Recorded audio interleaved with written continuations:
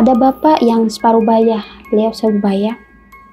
Saya hampiri, dia menangis gitu. Dia menangis, "Pak, ada apa? Bapak kenapa manggil-manggil? Ada apa?" "Sus, anak, saya pengen ketemu anak." "Lo ngapain di sini?" "Ah, yang gituin pasien dong, gituin data pasien," kata aku gituin. Rambut aku tuh, kerudung aku sedikit dijambak. Dia lihat, lo lihat. Itu tuh kamar apa, lo lihat? Aku lihat.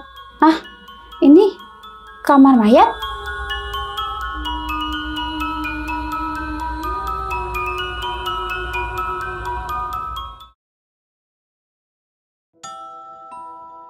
Assalamualaikum warahmatullahi wabarakatuh. Balik lagi di channel Kisah Tengah Malam bareng gue Viko Fugara.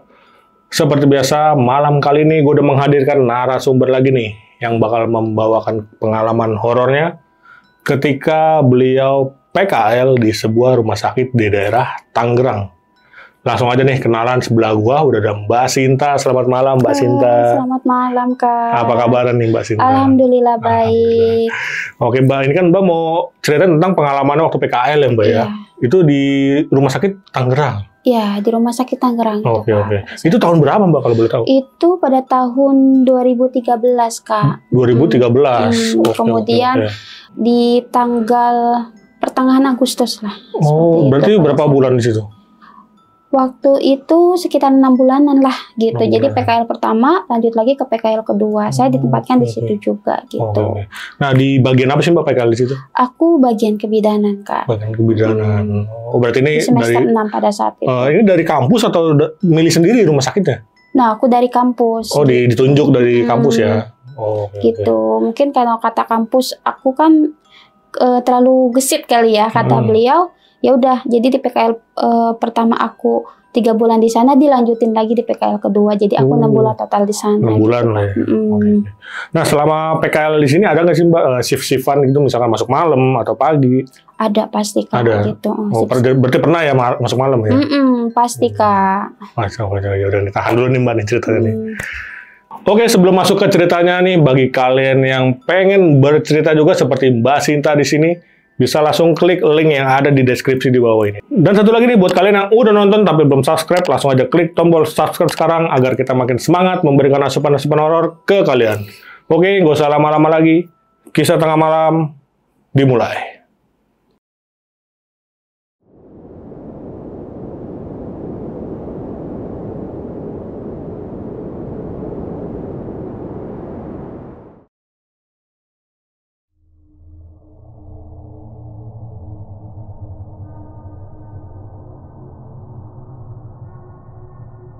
Aku itu kuliah di bagian kebidanan Kak. Nah, kebidanan itu aku sekitar 2,5 tahun.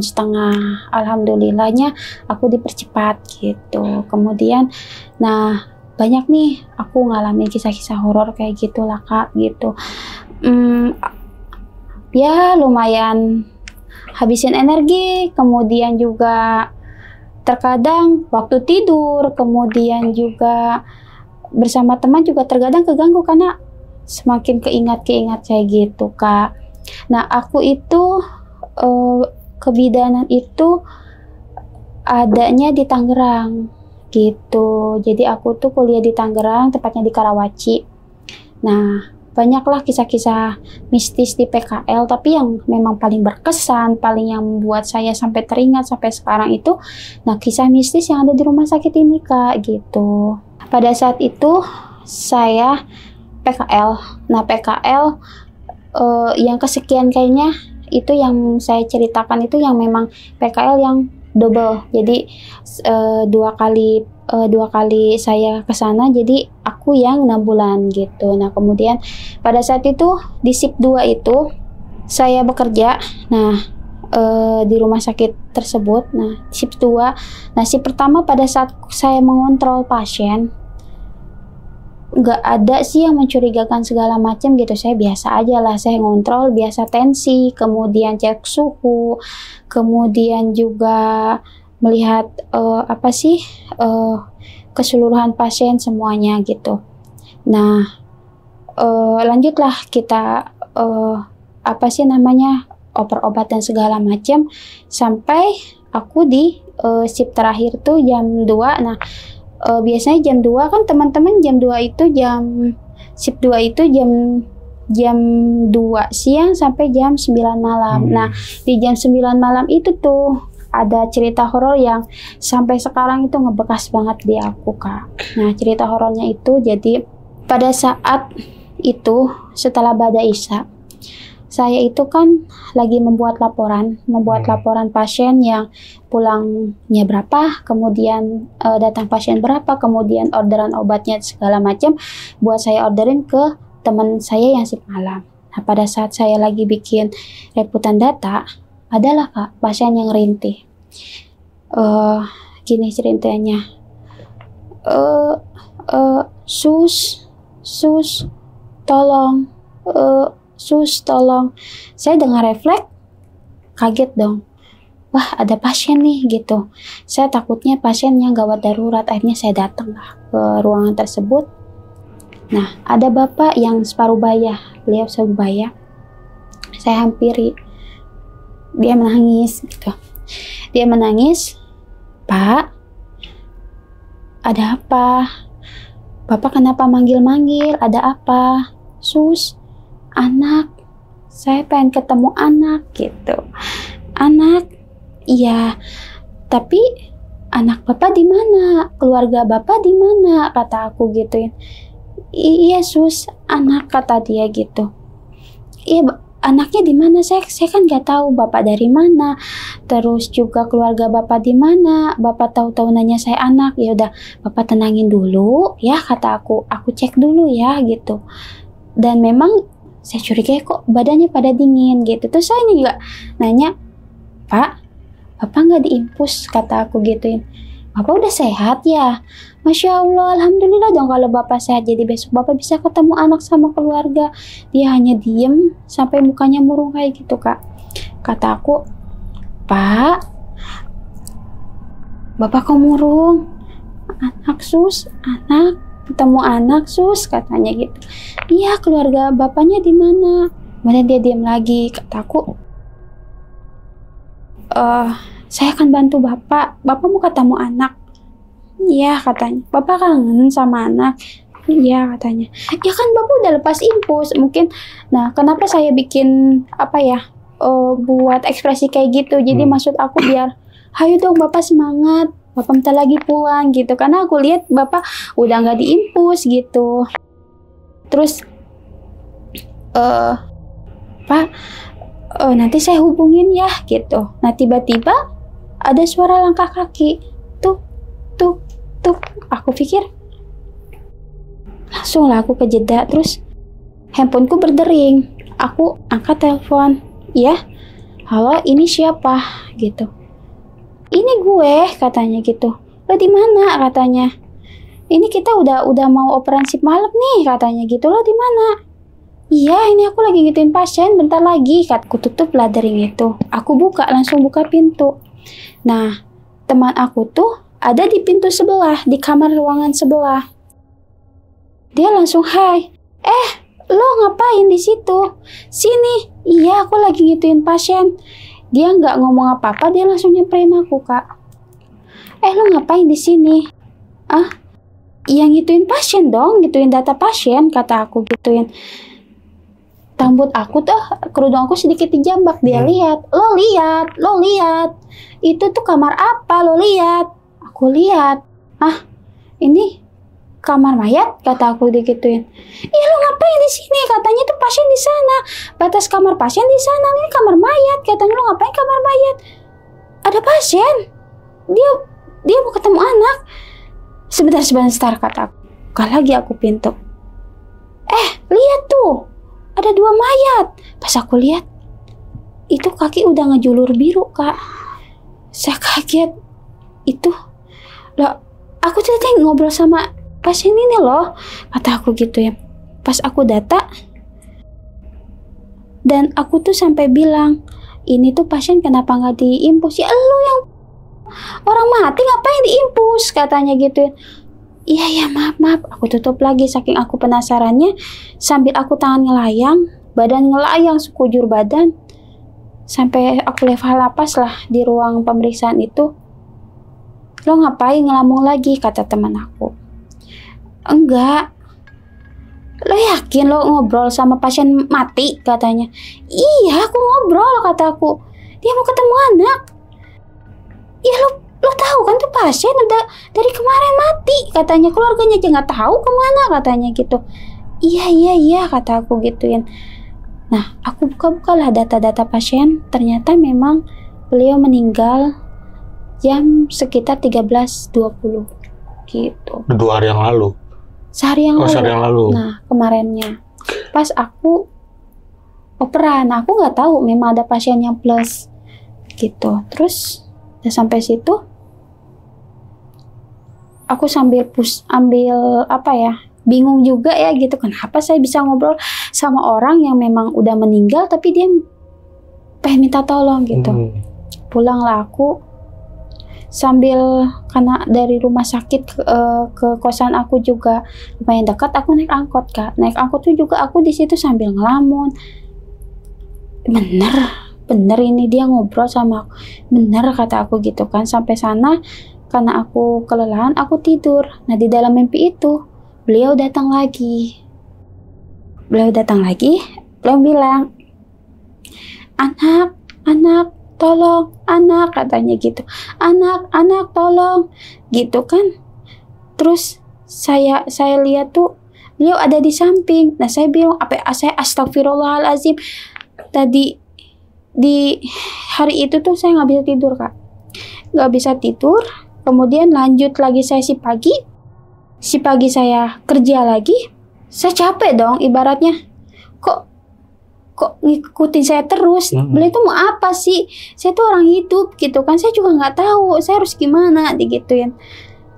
Aku balik lagi nanya data ke pasiennya kan. Data pasien ke teman-teman saya. Coba lihat Pak Putra tuh meninggalnya ada nomor telepon nggak? Kata aku gitu. Telepon. Aku telepon keluarganya. Kemudian saya telepon. Assalamualaikum Bu, apakah benar ini dengan keluarganya Pak Putra? Oh iya. Saya sendiri. Saya anaknya.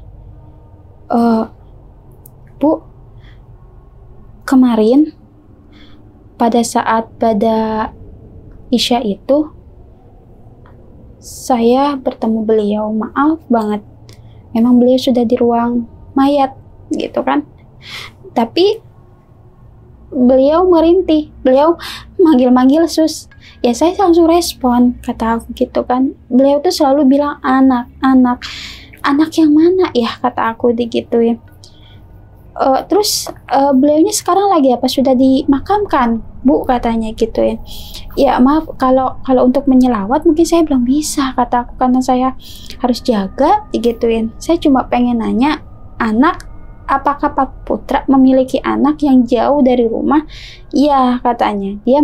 Dia ngerantau ke Jakarta, katanya gitu. Saya juga nggak tahu si Intan namanya kan. Anaknya ini. Gue juga nggak tahu si Intan di mana. Tutup lagi kan dia. Aku penasaran kan. Kok sampai dia ditutup gitu kan. Akhirnya pas aku pulang si pagi itu kan jam 2, jam setengah 3 saya sampai kosan. Telepon. Diangkat lagi. Dia memang mungkin ada kasar ya. Dia bilang gini ke saya. Lo ngapain sih telepon keluarga gue lagi? Papa gue itu udah mati, katanya gitu. Lo ngapain, katanya, telepon lagi?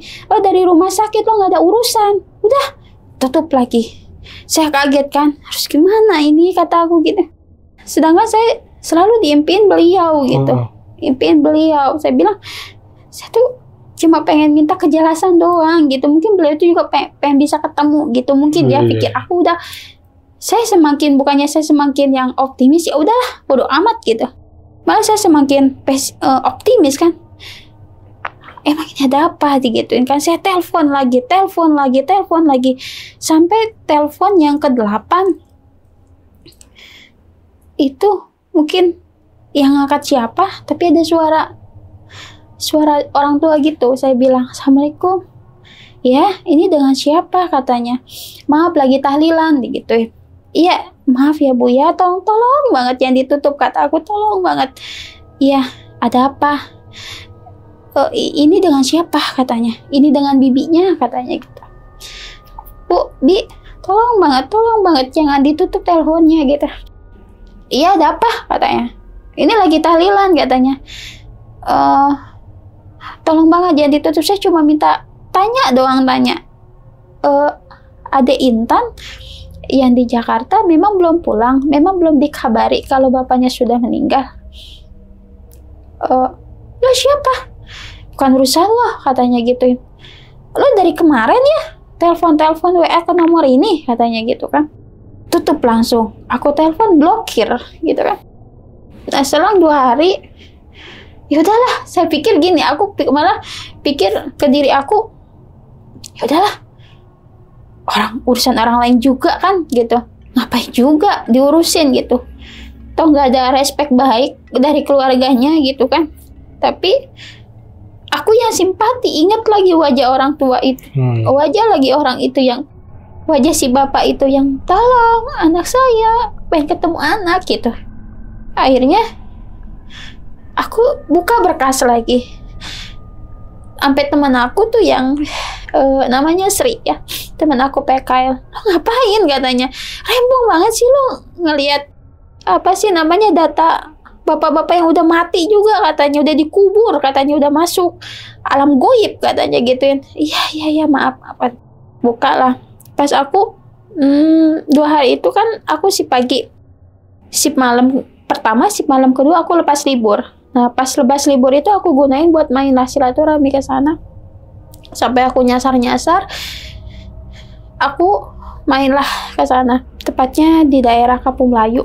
Nah, untuk alamatnya maaf nggak bisa di-share ya gitu, karena ini untuk kepentingan mungkin kerahasiaan keluarganya, saya juga tidak bisa share gitu. Kesanalah, memang sempat ada penolakan, Kak. "Assalamualaikum," kata aku gitu. Ya, mungkin awalnya karena dia nggak pikir kalau aku yang telepon, sambutlah aku, dikasih ajak ngobrol lah sama keluarganya.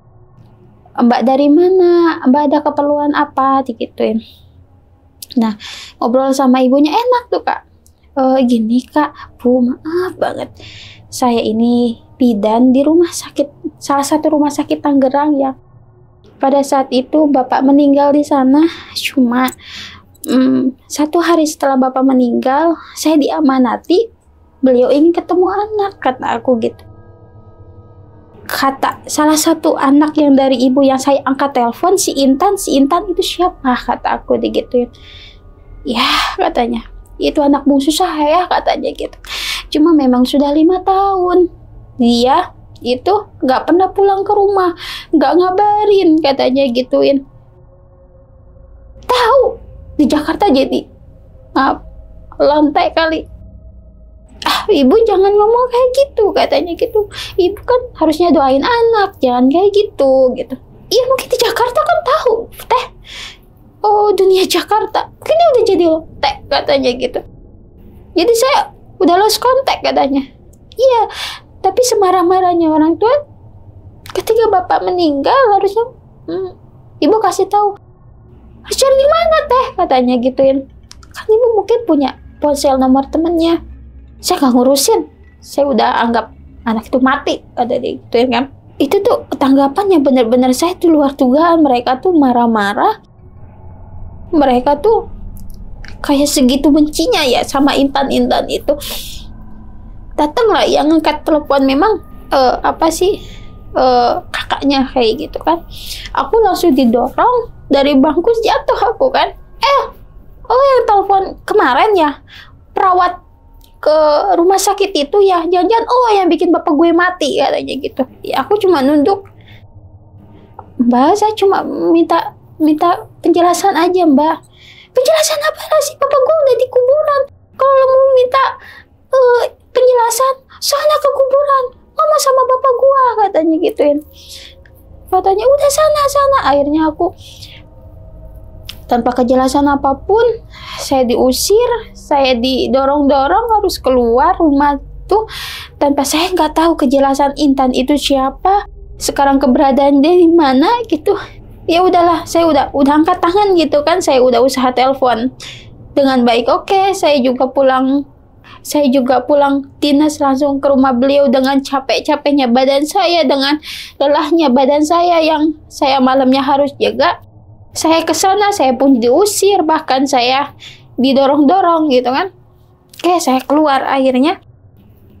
Kemudian mungkin ada tetangga yang kasihan sama saya. Mbak siapa?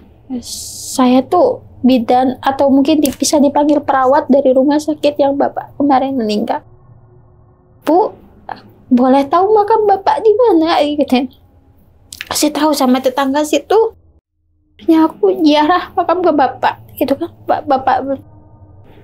Aku sambil ngomong, Pak, saya minta maaf kalau saya belum bisa memberikan kabar baik. Apa yang ingin Bapak sampaikan? Bapak pengen ketemu ya sama anak Bapak itu, tapi saya nggak berhasil. Bahkan dari pihak keluarga Bapak pun juga saya malah diusir gitu. Tapi saya sudah usaha Pak, digituin. Bapak yang tenang ya, kata begituin. Bapak doain dari makam biar anak Bapak yang namanya Intan itu cepat pulang. Dan Bapak dan anak Bapak itu bisa datang ke rumah Bapak yang baru ini, kata aku itu. Meskipun beda alam, tapi Bapak pasti bakal ngeliat, kata aku gituin kan. Di situ aku nangis. Kemudian pulang, dan sampai pulang aku cuci muka segala macam, aku sholat, aku doain beliau. Alhamdulillah sih dari situ aku udah nggak diimpiin beliau lagi. Cuma memang sampai sekarang, sampai saya sudah menikah pun di tahun 2024, wajah beliau, keluhnya beliau, rintihan beliau yang ingin bertemu dengan anak itu masih kebayang di wajah saya. Makanya ketika saya cerita beliau, saya itu nggak bisa kalau saya nggak ngeluarin air mata, kata saya sendiri orang yang sangat sayang sama Bapak semuanya buat Bapak gitu. Jadi ketika ada ayah yang mencari anaknya dan sampai sekarang belum ada jawaban, itu ngedesak banget di hati saya. Dan semoga nonton Halo Intan, semoga bisa nonton di channel ini. Tolong pulang, Bapak meninggal, Bapak sudah meninggal. Tolong ketemuin, ziarahin Bapak. Beliau mungkin sayang sekali dengan kamu. Meskipun beliau sudah meninggal, tapi sayangnya Bapak sangat besar buat kamu. Berarti, gitu kan? Sorry, si almarhum ini meninggal sehari, tapi nggak ada yang keluarganya nggak ada yang datang atau gimana tuh di ruang mayat? Kata temen, katanya dikabarin Bapak meninggal, itu cuma datang terus balik lagi. Keluarganya? Iya, saya juga nggak tahu itu ada problem apa.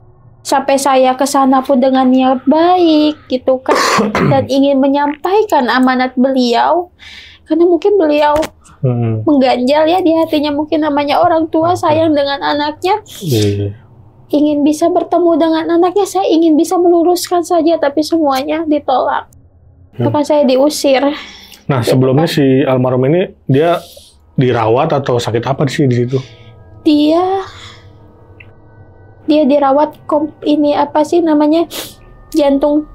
Oke, sebelumnya berarti dirawat. Nah, pas dirawat ini Mbak Sinta sempat nanganin dia nggak sih?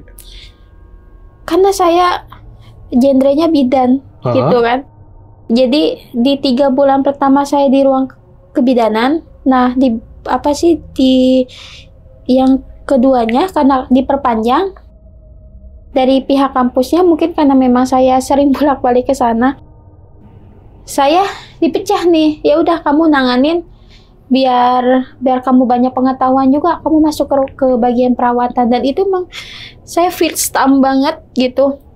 Saya di ruang perawatan meskipun genre saya kebidanan ya. Saya ikut gimana sih perawat gitu kan. Oh, setiap hari keliling segala macam. Oke, di 3 bulan itu saya belajar.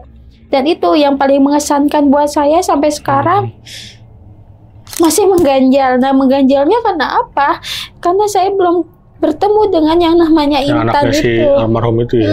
Masih mengganjal karena masih misteri. Ada apa di keluarga itu? Gitu. Karena semuanya frontal dan emosional. Jadi saya nggak bisa ngambil apa ya, apapun gitu, data apapun yang kenapa si Intan bisa pergi gitu. Oh, berarti emang sebelumnya dirawat, meninggal di situ ya. Dan jenazah diambil sama keluarganya itu pas hari keberapa? Pas saya katanya sih itu jam 12 malam diambilnya. Oke, berarti sehari pas sebelum teleponan sama Mbak Sinta ya. Oh, berarti pas posisi Mbak Sinta nelpon itu udah dikebumikan. Apa udah di rumah jenazahnya, apa masih sudah di rumah lagi dimandikan. Dan itu pun juga katanya ya dari pihak tetangga itu pun nggak ada yang namanya selamatan.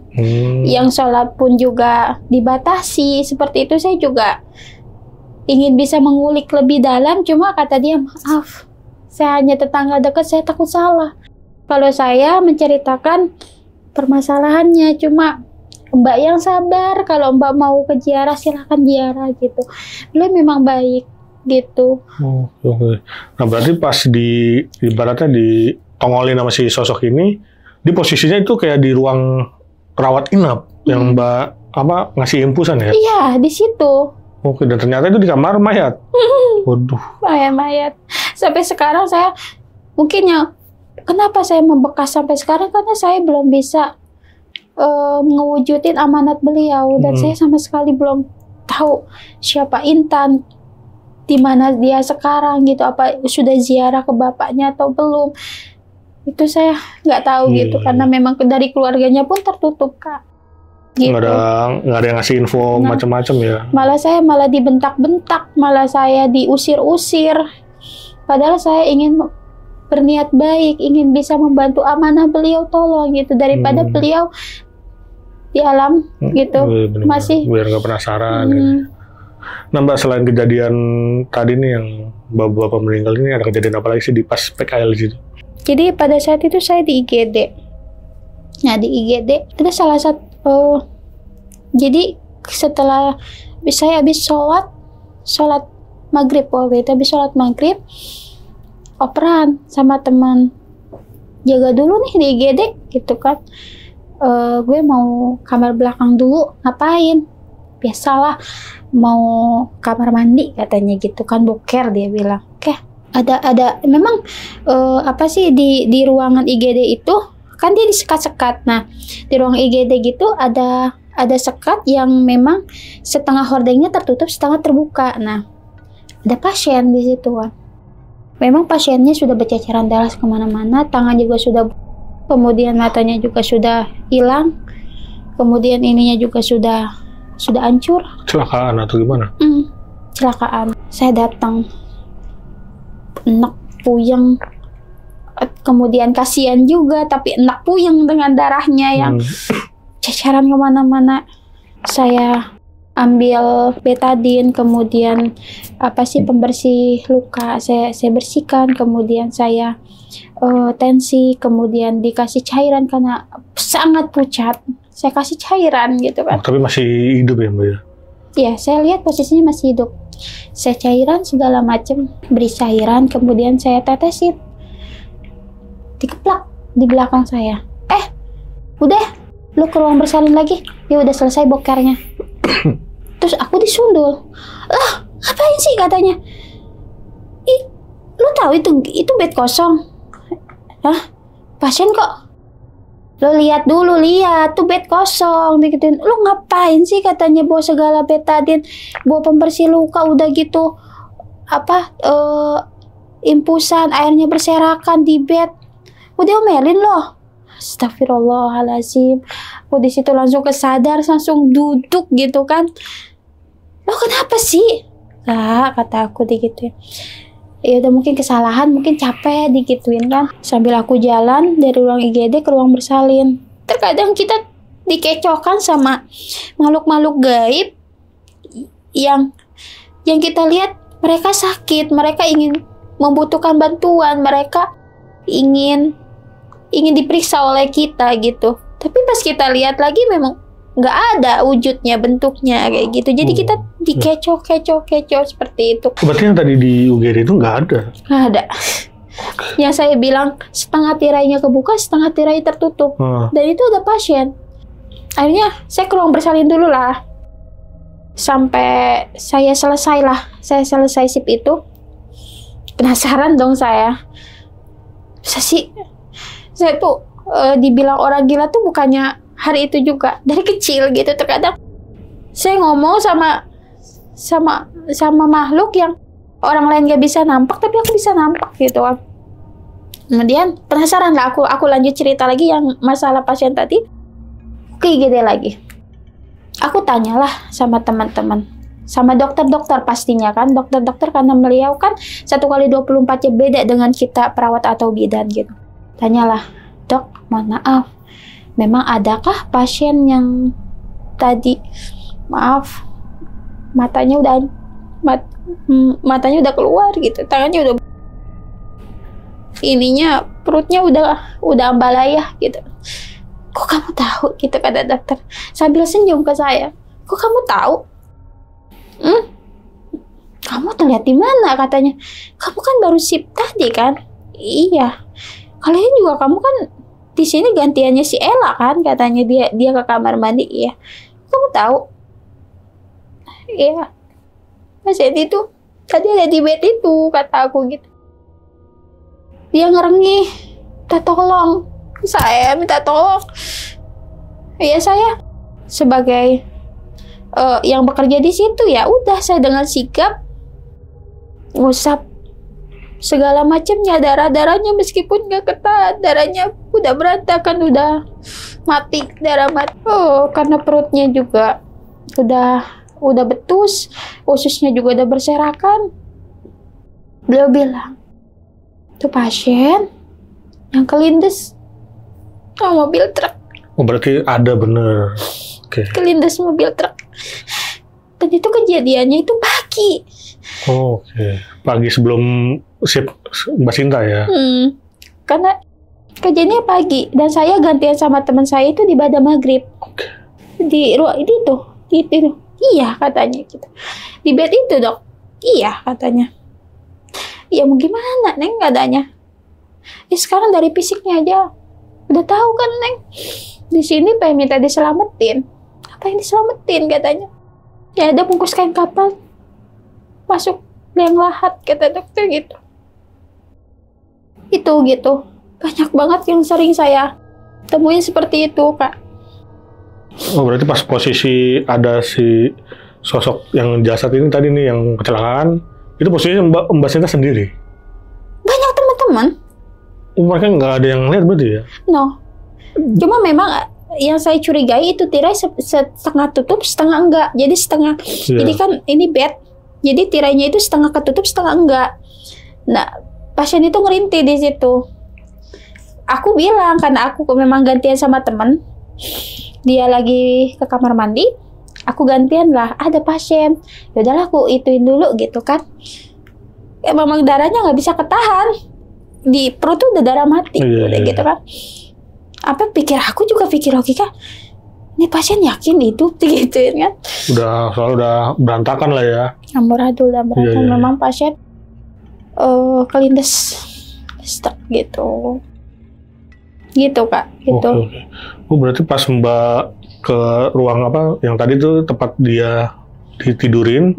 Itu berarti temen Mbak ngeliat Mbak lagi ngapain gitu ya? Ngapain katanya. Tapi posisi Mbak lagi ngapain waktu itu? Itu udah mau nensi. Saya udah mau nensi pasien itu. Aku langsung disengkrukin. Ngapain katanya.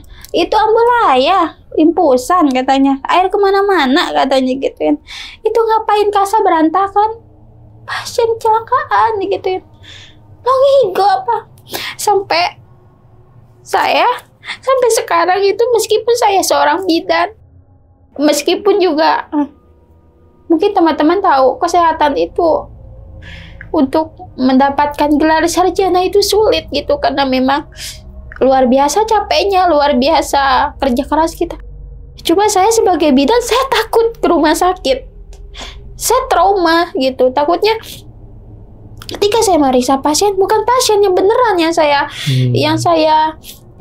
tangani gitu, malah pasien yang goib. Itu yang saya takutin sampai sekarang, saya takut gitu. Berarti bukan cuma pasien manusia asli ya, Mbak ya. Ternyata itu emang pokoknya ada kayak gituan. Oke.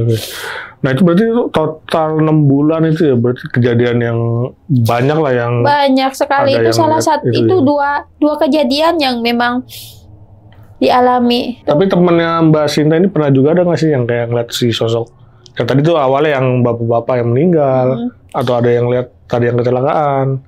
Sosoknya ya, bukan yang aslinya ya. Nah, teman-teman aku juga ada, beliau dari kampus Muhammadiyah gitu. Silent kalau nonton, beliau ngomong, aku kan setelah kejadian itu aku istirahat kan, ya makan juga nggak nafsu kan gitu, karena aku selalu disalahin, lo ngehayal, lo gila gitu, siapa yang nggak terima gitu. Tapi kita ngelihat sosok itu, kita nanganin sosok itu, kita ngobrol dengan sosok itu, sampai saya bilang cukup profesi saya aja, tapi saya nggak mau terlibat di bidang ini sampai seperti itu, sampai traumanya saya gitu, kayak gitu Kak. Berarti emang ternyata banyak. Kalau dilihat mah banyak ya pasien-pasien yang nggak kasat mata ya. Banyak sekali gitu. Dan bahkan udah meninggal. Apalagi di atas jam 12, 1, 2, 3 itu. Nah, bahkan tadi PKLIS itu di bagian kebidaanannya ya. Dan ada bagian-bagian lain ya Mbak ya di rumah sakit itu. Ada lagi nggak sih Mbak pengalamannya yang di bagian yang lainnya nih? Ya karena saya seorang bidan ya. Ya pastinya inti dari pengalaman yang banyak banget itu pasti di ruang persalinan Kak. Di ruang persalinan, oke. Jadi di ruang persalinan itu lebih kepada suara-suara anak bayi. Terkadang bayi-bayi yang menangis, bayi-bayi yang minta susu tapi bayinya nggak ada gitu. Jadi sosok bayinya, wujudnya nggak ada, tapi beliau minta susu gitu, menangis gitu. Yang paling berkesan itu Kak, saya pernah di ruang antenatal care, di ruang bayi-bayi yang BBLR. Jadi bayi-bayi yang berat badannya kurang dari 2.500 gram atau bayi-bayi prematur. Itu dibilangnya bayi BBLR. Nah di sana banyak banget nih cerita gitu. Salah satunya itu yang paling berkesan, ada bayi. Nah bayinya itu hidrosepalus. Kepalanya besar. Nah bayi hidrosepalus gitu, dia itu ada di inkubator gitu Kak. Jadi memang di bayi-bayi yang prematur gitu nggak ada bayi yang sehat, bayi yang nangis keras, bayi yang badannya bagus, semua kering selayaknya bayi-bayi yang tengkorak hidup gitu. Karena belum full karena belum full waktu masa persalinannya, kemudian juga kulitnya gitu, kulit dengan daging yang memang baru sedikit, kemudian baru hanya ngebentuk kepala atau badan bayi doang, udah segitu doang gitu. Nah pengalaman aku itu di bayi BBLR ini Kak, jadi saya sedang nyusu gitu kan, nyusuin namanya di ruang patologi. Nah namanya tuh ruang patologi, ruang bayi-bayi yang gak sehat, bayi-bayi yang cacat gitu. Nah di sana biasanya kita ngasih susu itu pakai kepala dot atau misalnya pakai sekup buat ngasih minum si baby. Nah di ruang itu tuh kita pakainya selang. Nah pakai selang, jadi selangnya kita masukin ke mulut si baby, kemudian dari atas ada corong, kita sedikit-sedikit gitu. Itu pun kita pakai squid tuh pakai buat jarum suntik gitu itunya ya, kepalanya. Di 10 cc, terkadang 250 cc yang besar. Kita kasih susu. Nah sambil saya kasih susu, saya juga lupa jamnya jam berapa, tapi itu pasti tengah malam karena saya shift malam pada saat itu. Saya lagi nyusuin si baby. Kemudian nyusuin si baby sambil memang saya ngantuk gitu kan, sambil nyusuin si baby, saya gantian lagi, ambil baby lagi, saya kasih susu lagi. Ada suara nangis, oe gitu kan. Terus saya lihat, oh, di inkubator itu nangis gitu kan. Itu bayinya, kok bentuknya itu, ini teman-teman tahu ya, bayi hidrosepalus yang kepalanya besar, matanya kecil, bibirnya kecil, hanya segini mukanya, tapi badan kepalanya sebesar ini, sedangkan badannya kecil. Saya kaget, nangis bayi itu gitu kan. Saya lihat kenapa yang lain inkubatornya hidup, itu mati gitu. Saya juga nggak ngeh gitu, karena memang keadaan malam, saya juga ngantuk gitu. Karena siangnya saya bikin laporan skripsi, itu di semester 7, teman-teman gitu. Di semester 7, mau mendekati semester 8, mau kelulusan. Itu saya juga di rumah juga nggak tidur, bikin skripsi segala macam. Nah, mungkin karena saya kecapean, di shift malamnya saya juga harus jaga, harus dinas. Dan itu pun di ruang bayi, yang saya benar-benar nggak bisa tidur, karena suara bayi yang nangis, terus nangis. Setelah saya gantian ngasih susu, si baby itu yang hidrosipalus, oe gitu kan. Kok lampu inkubatornya nggak hidup gitu, sedangkan teman-temannya bayi-bayi lain hidup inkubatornya. Kata aku, si bayi ini nggak hangat nih gitu kan. Ambil aku si bayi itu, aku bayi memang pucat sekali kak, pucat sekali, sampai urat-urat kepalanya pun kelihatan. Cuma memang warnanya biasanya urat kepala tuh hijau-hijau muda, itu udah hijau tua gitu. Dan saya pikir, ini kok saluran darahnya nggak jalan gitu kan. WW-nya juga udah pelan. Ya udah saya gendong, saya tenangin tuh. Saya gendong, tapi saya nangis gitu kan, sampai baca sholawatan. Terus ya udah, Dede jangan nangis, kata aku gituin. Dede kangen mama ya, digituin kan. Sabar ya Dede ya, kata aku gitu. Dede haus nih, bibirnya udah pada kering banget kak, mukanya pucat, kakinya pucat gitu, udah kayak bayi ya udah tinggal meninggalnya doang gitu, jadi kerongkongan gitu kak. Udah mungkin gak ada dagingnya, kulit sama tulang aja gitu kan. Sedangkan kepalanya dia harus menopang kepalanya yang besar karena dia hidrosepalus gitu kan. Dah aku ini gitu, sambil aku ya seringnya aku nangis, maaf ya. Kemudian ketika saya susuin kok dia nggak mau keluar gitu, susunya kok nggak mau keselang gitu, selangnya kok mandet gitu kan. Kata aku, udah tuh aku benerin lagi, udah aku susuin tuh kan, susuin sampai ngeluk, tidur tuh aku, nggak kerasa aku tidur. Pas tidur, kenapa baju aku pada basah semua kak. Pas bangun, terus aku bangun lagi, astagfirullahaladzim, ada suara bayi lagi nangis yang sebelah kan. Pas bangun, kaget, bayi ini kemana, kata aku gitu kan. Bayi ini kemana, tadi di pangkuan, bayi kemana gitu kan. Aku sampai cari ke kolong gitu, takut saya jatuh karena saya tidur kan. Masa iya ke kolong, kata aku gitu kan. Bayinya kan cacat, digituin kan. Aku cariin, mana bayinya, di inkubator yang gelap juga nggak ada, digituin kan. Kok baju aku basah, digituin. Aku cium, kok wangi susu, kata aku.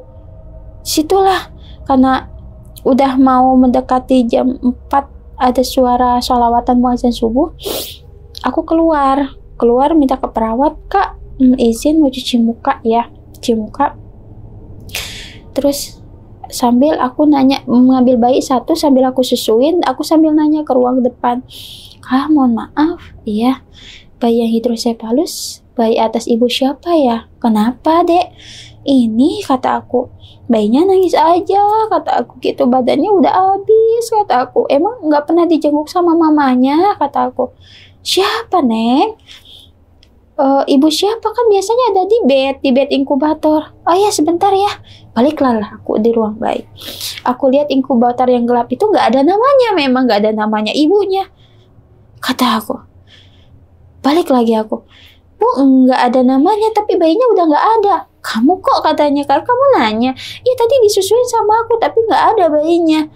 tapi bayinya apa? Hidrosepalus, kata aku. Kakak sini deh, aku tunjukin inkubator yang mana, aku kasih tahu yang ini. Dia cuma senyum. Ini dek. Iya, kata aku gitu. Ini kan inkubatornya mati, katanya gitu.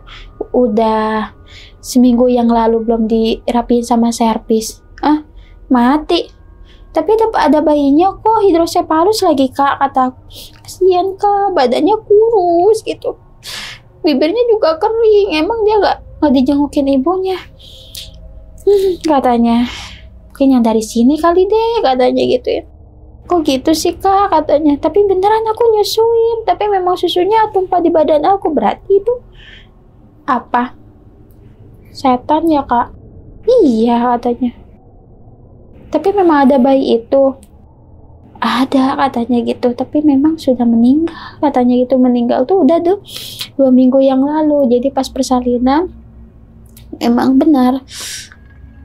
Karena banyak namanya PKL, banyak perawat-perawat atau bidan baru. Mereka pada takut nyentuh bayi itu. Jadi bayi itu hanya dikasih susu lewat inkubator. Dan itu pun juga semaunya mungkin ya. Meninggallah di dalam inkubator itu. Dan itu nggak diketahui sampai 2 hari baru tahu kalau bayi itu udah jegeng di inkubator itu, gitu. Sampai inkubatornya mati. 2 hari baru ketahuan.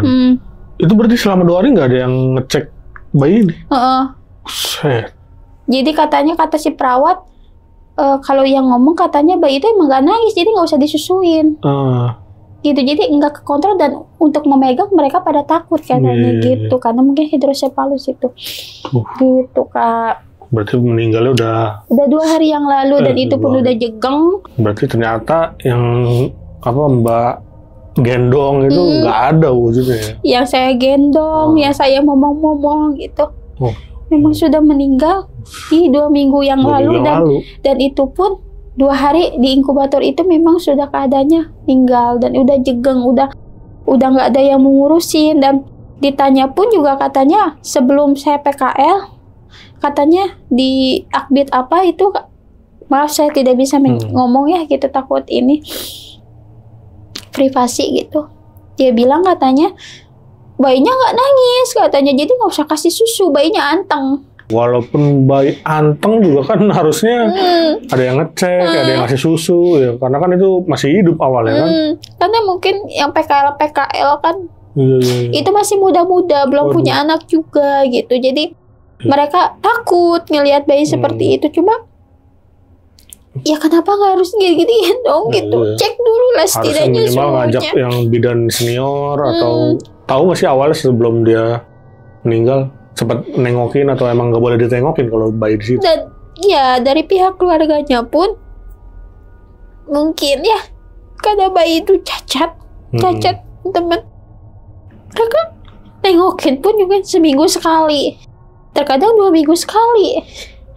Karena mau nggak mau ngurusnya mungkin gitu. Dirawat di situ udah lama berarti bayinya? Udah lama, udah 2 bulan. 2 bulan.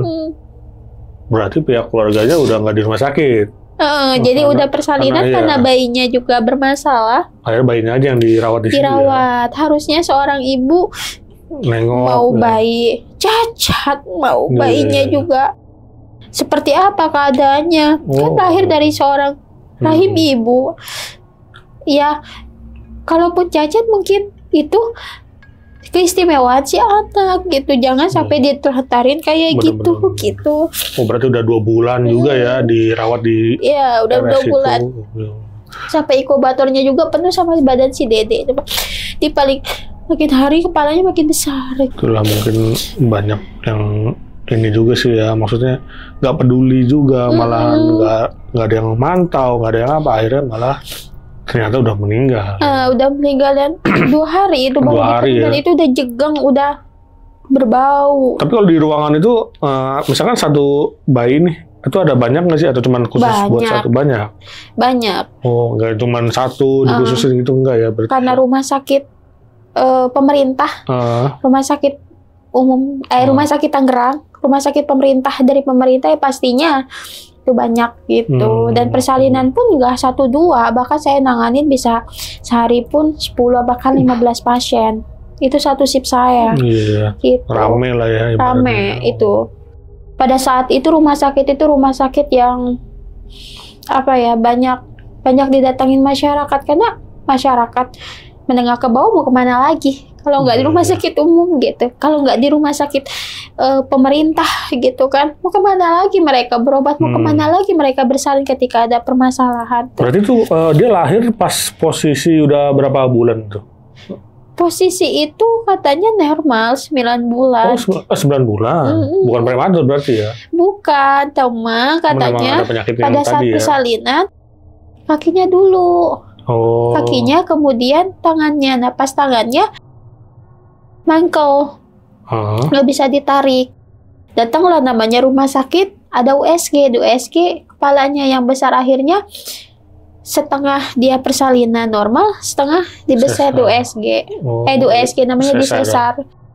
Oke, itu dia tadi cerita dari Mbak Sinta nih, pengalamannya waktu PKL ya. Iya, di PKL. Rumah sakit di daerah Tangerang, dan itu berarti PKL 6 bulan ya. 6 bulan, dan Masya Allah gitu pengalamannya luar biasa. Menguras tenaga, pikiran, kemudian nangis terus. Terima kasih banyak nih Mbak Sinta. Makasih. Udah berbagi kisah yang sangat menarik. Dan sebelum closing nih, gue mau ngingetin lagi buat kalian yang pengen bercerita juga nih. Seperti Mbak Sinta di sini, bisa langsung klik link yang ada di deskripsi di bawah ini. Oke, segitu dulu. Gue Viko pamit undur diri, dan Mbak Sinta juga pamit undur diri. Pamit undur diri ya. Wassalamualaikum warahmatullahi wabarakatuh. Waalaikumsalam warahmatullahi wabarakatuh.